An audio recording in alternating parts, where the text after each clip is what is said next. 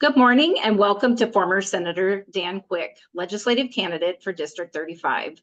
Thank you, Dan, for joining us for our virtual legislative candidate meetings. My name is Gina Ragland, and joining me today is Susan DeCamp, volunteer state president, and advocacy lead volunteers Joyce Beck, Bob Lassen, and Jan Barneson.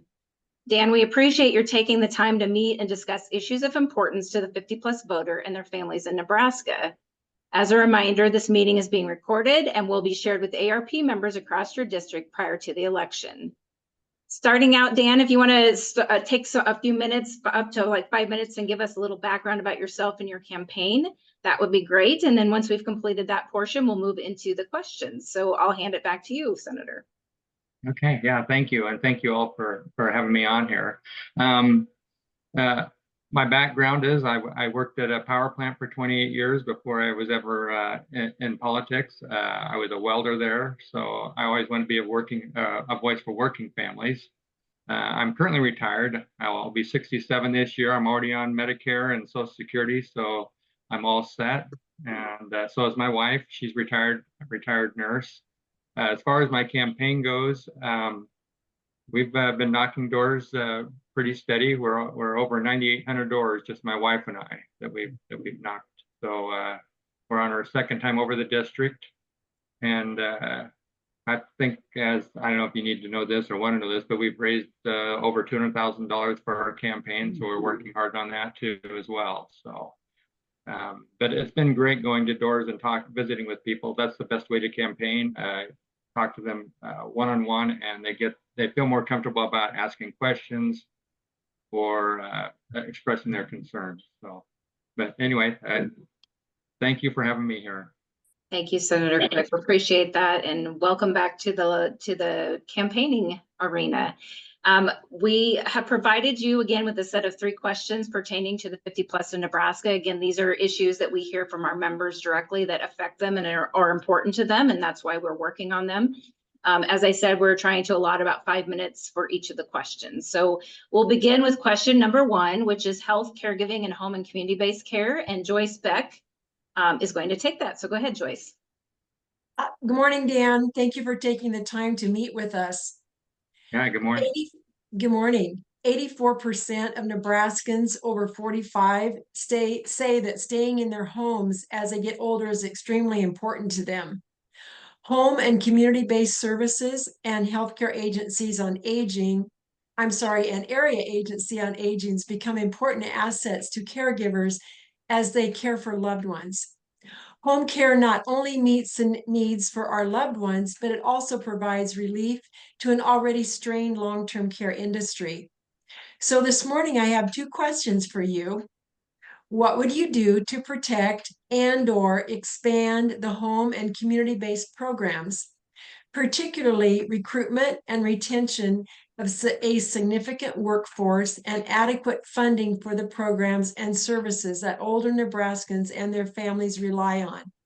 And my second question is, what will you do to support the 179,000 unpaid family caregivers in Nebraska? Yeah, and those are both, they're concerns for me as well. I can tell you that just a little personal history. My mom, she had passed away about 4 years ago, but she'd had some issues. We had home health care come in and help take care of her and my mom in their home. And she eventually went on hospice. But I know what great care they give and the great need for that. So I know there's one of the big issues is not enough pay, or the high enough pay or benefits for those type of workers. So we got to make sure we can work on those areas to help with that. So, and I know some of those clients or patients would be on Medicaid. So making sure we can raise those rates somehow. And that's something the legislature really needs to take a close look at. When we're working on those areas, we got to make sure we get those rates raised. Medicare is probably more federal based, but Medicaid is something I think we can really work on in the legislature. So I'm also looking at maybe going on to trying to get on the appropriations committee and that's an area where maybe I would be of assistance and be able to help.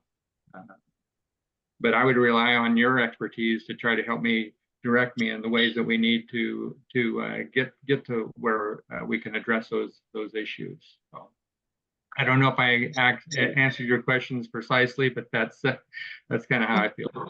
Well, thank you very much. Thank you, Senator Quick, and thank you, Joyce, for the question. Our second question, I'm going to pitch to Susan DeCamp. It's on consumer fraud, exploitation, and protections. So go ahead, Susan. Good morning, Dan. Nice to see you again. So scammers are increasingly targeting older adults with scams such as wire transfers, gift card scams, and schemes involving real property. Nationwide, the average victim of elder fraud lost nearly $34,000 due to these crimes in 2023. And in Nebraska, the FTC showed that there were 4,643 fraud reports made. Nearly 9 in 10 consumers agree that lawmakers need to do more to protect consumers from frauds and scams. With that in mind, our question for you is, consumers lose billions of dollars each year to online, financial, property, and other types of fraud. What will you do to address and ensure that Nebraskans are protected against fraud and deceptive or unfair business practices and provide opportunities to redress to victims of fraud? Would you support enacting laws to require merchants that sell gift cards to post notices, enactment of a consumer fraud restitution fund, and implementation of preventative or corrective measures to assist in combating owner-seller housing impersonation fraud? Yeah, and thank you for the question. I know I served with Senator Williams on the Banking, Insurance, and Committee when I was in the legislature, and we had a bill that addressed some of that, but not all of it.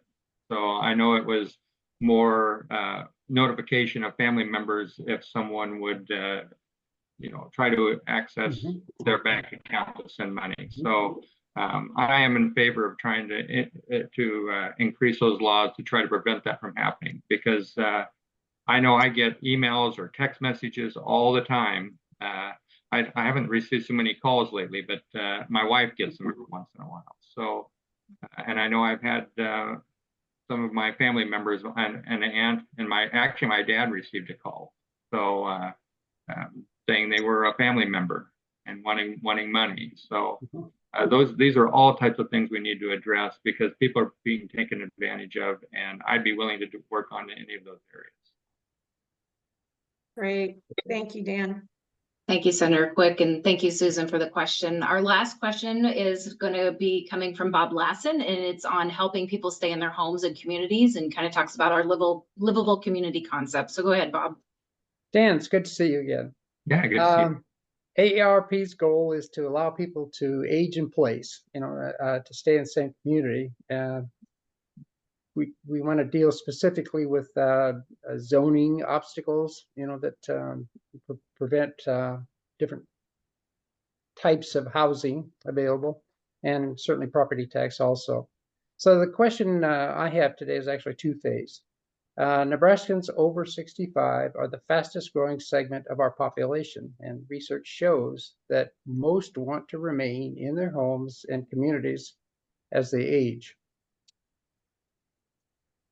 As housing costs continue to increase, older adults are unable to find housing to meet their needs when seeking to downsize, and thus are being pushed out of communities and homes that they have lived in for generations. What will you do to support, incentivize, and ensure the creation of affordable and diverse housing options, such as accessory dwelling units, which that's the ADU, intergenerational housing, manufactured housing, and townhomes that may now be restricted by zoning obstacles? And secondly, will you fight to ensure that the homestead exemption program is maintained and protected to ensure that older Nebraskans that qualify and have access to this tax program that allows them to age in place?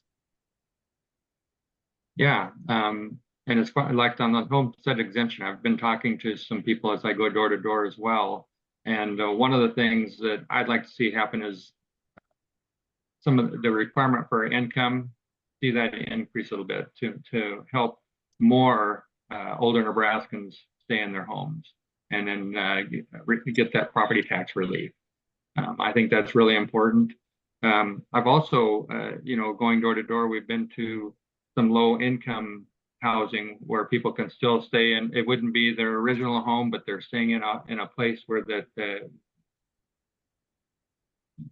there'd be like 4 units together. I know my grandfather was in a place like that as well, and he was there till he died. I mean, he was able to live there his whole the end of through his last maybe 8 years of his life. So I think those are great opportunities for communities. We need to work on those zoning. I think that's probably working with your county supervisors or your zoning and planning boards. So if there's laws that need to be put in place to help them make better decisions, I'm all for that. So I'd be willing to work on those type of things. So I know in Grand Island, and it's probably all across the state, but there's a housing shortage. So we need to work on more affordable housing for not just the elderly, but also for working families just starting out as well. So there's a great need for all of that. Great.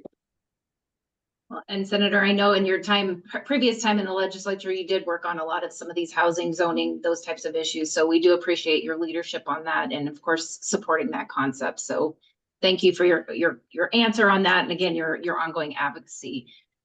So we are coming to the end of our questions. We do have a little bit of time left, Senator, so I'd like to pitch it back to you. And if you want to take a few minutes to talk about what your priorities are for serving in the legislature, and if there's any specific issues that you plan to work on or address during your time as a state senator, we'd love to hear that from you now before we close the meeting out. So go ahead. Yeah, well, I failed to mention earlier that right now I'm serving on the Central Community College Board of Governors. I was elected that 2 years ago, so that's a great opportunity to learn more about what they provide for students of all ages, whether that's coming out of high school or also adult students. I'm also serving on the Heartland United Way board, and that's a great board. We're working with a lot of the nonprofits in our community. And then I'm also on the board for the Nebraska Alliance for Child Advocacy Centers, and they do a lot of great for a lot of our children throughout the state. And then I'm also working with our judges on juvenile justice, trying to find ways we can keep our kids out of the juvenile justice system and eventually the adult system. So I never dreamed as a welder that I'd be working on these type of issues.